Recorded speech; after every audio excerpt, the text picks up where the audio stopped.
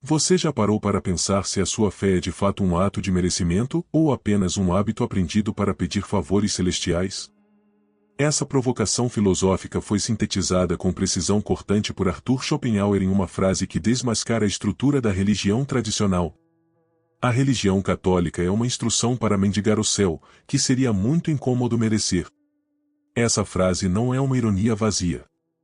É uma crítica frontal ao comodismo espiritual. Schopenhauer não nega a busca humana por transcendência. Ele denuncia a preguiça moral que transforma a fé em súplica e substitui a responsabilidade ética por promessas de recompensa.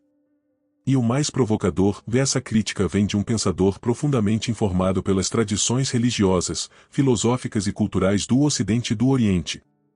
Nos próximos minutos, vamos explorar 7 reflexões fundamentais, com exemplos reais, que revelam como a fé cega, quando usada como moeda de troca com o divino, se transforma num vício de dependência espiritual.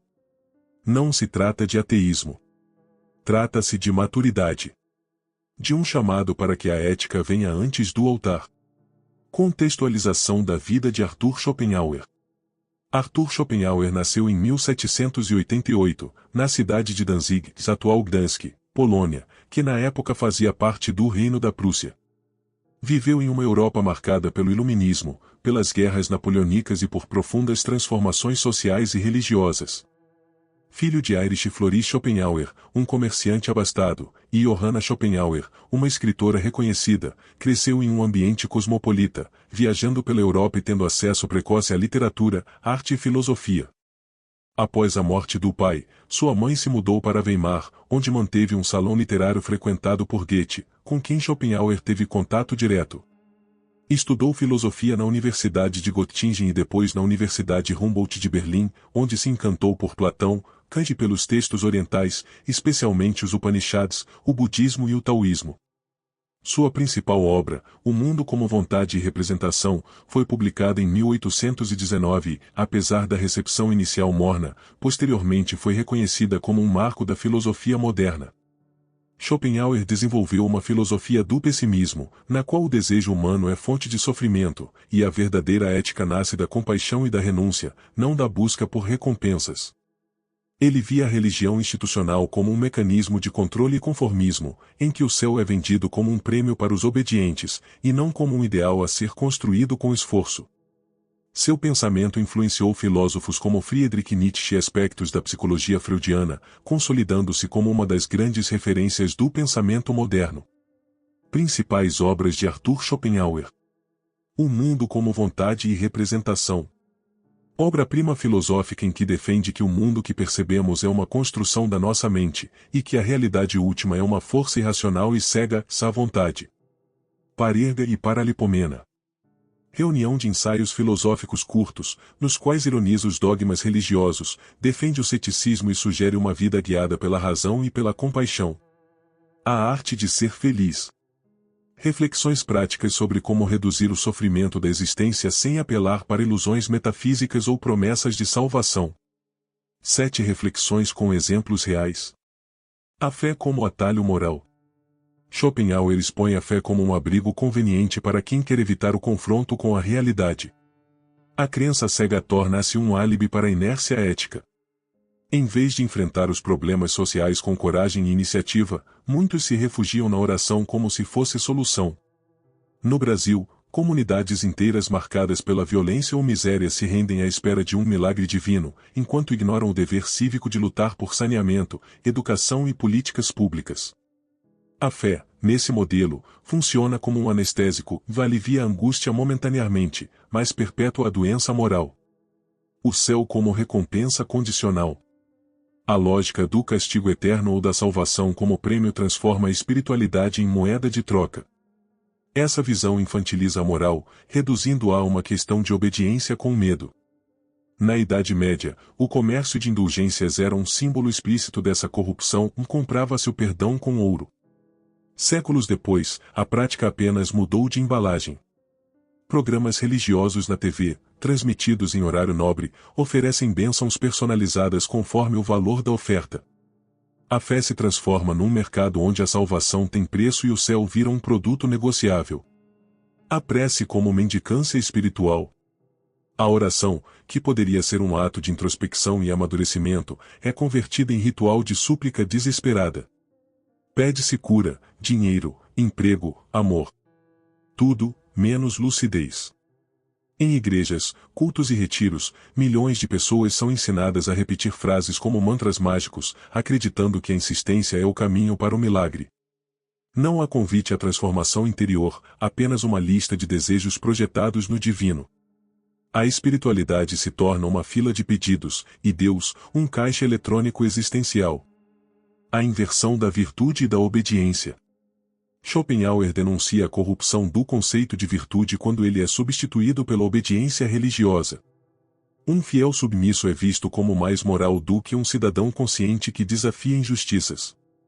Nas comunidades conservadoras, o maior elogio é servo obediente, mesmo quando esse servo fecha os olhos para abusos, corrupção ou preconceito dentro da própria instituição religiosa. Enquanto isso, quem denuncia a hipocrisia clerical ou se engaja na luta pelos direitos humanos é tratado como pecador ou inimigo de Deus.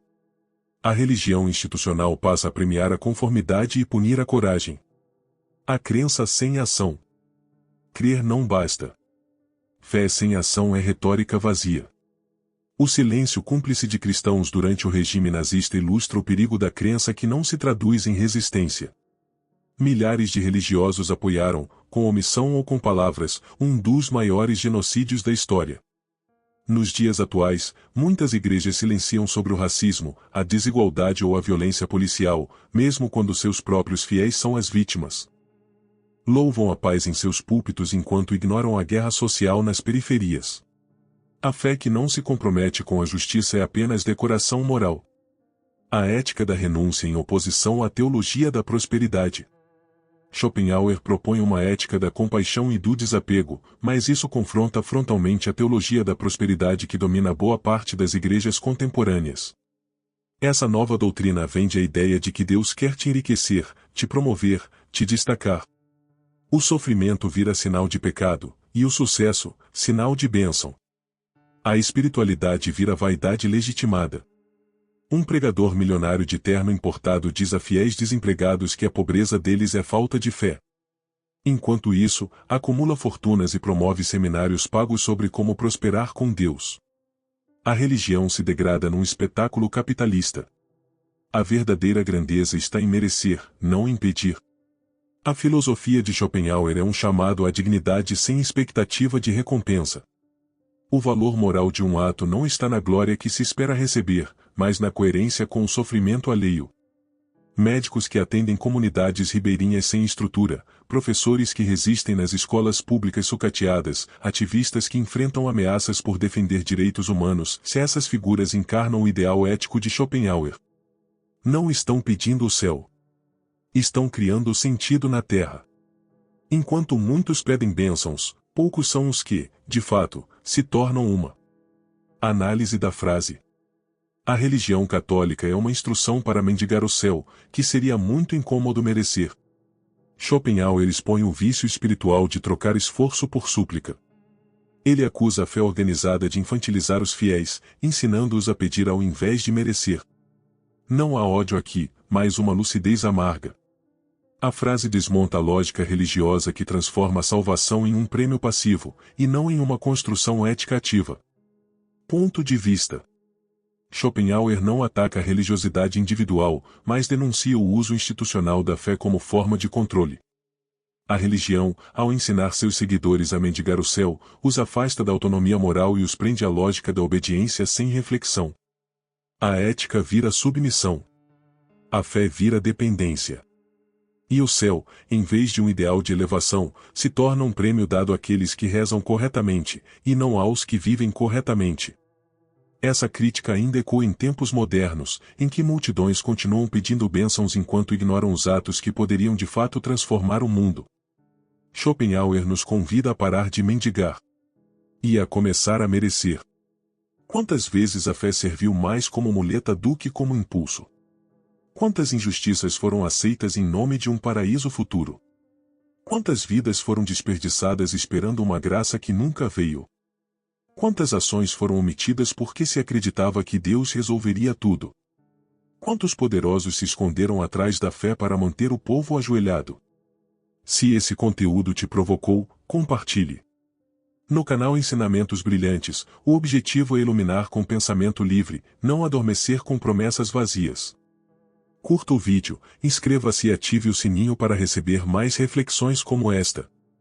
Se quiser apoiar ainda mais, torne-se membro ou envie um valeu demais. Aqui, a verdade não se pede ajoelhado. Ela se encara de pé. Até o próximo vídeo.